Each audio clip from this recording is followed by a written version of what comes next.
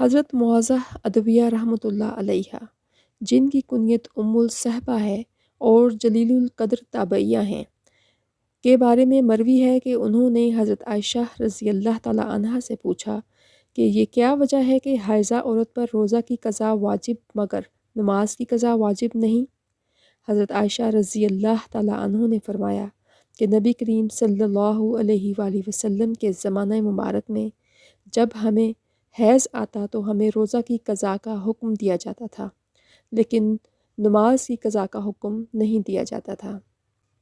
اس حدیث کی تشریح یہ ہے کہ سائلہ یعنی سوال کرنے والی نے حضرت عائشہ رضی اللہ تعالیٰ عنہ سے حائضہ عورت کے بارے میں نماز اور روزہ کی تفریق کی وجہ دریافت کی، مگر حضرت عائشہ رضی اللہ تعالیٰ عنہ نے اس کی وجہ بیان کرنے کی بجائے مذکورہ بالا جواب دے کر گویا اس طرف اشارہ فرمایا کہ ہر مسئلہ کی وجہ دریافت کرنا یا اس کی علت کی جستجو کرنا کوئی اعلیٰ مقصد نہیں ہے، بلکہ شان عبودیت کا تقاضا صرف یہ ہونا چاہیے کہ شارع نے جو حکم دے دیا ہے اس کی علت پوچھے بغیر اس پر عمل کیا جائے۔ چنانچہ یہ ممکن تھا کہ حضرت عائشہ رضی اللہ تعالیٰ عنہا سوال کے پیش نظر یہ فرماتی کہ اگر نماز کی قضا کا حکم دیا جاتا تو حائضہ عورت بہت زیادہ دقت و مشقت اور حرج میں مبتلا ہو جاتی، کیونکہ ایام کے دنوں میں بہت زیادہ نمازیں ترک ہوتی ہیں۔ ان سب کو ہر مہینہ قضا کرنا عورت پر بہت زیادہ بار ہو جاتا ہے، اس لیے اس میں یہ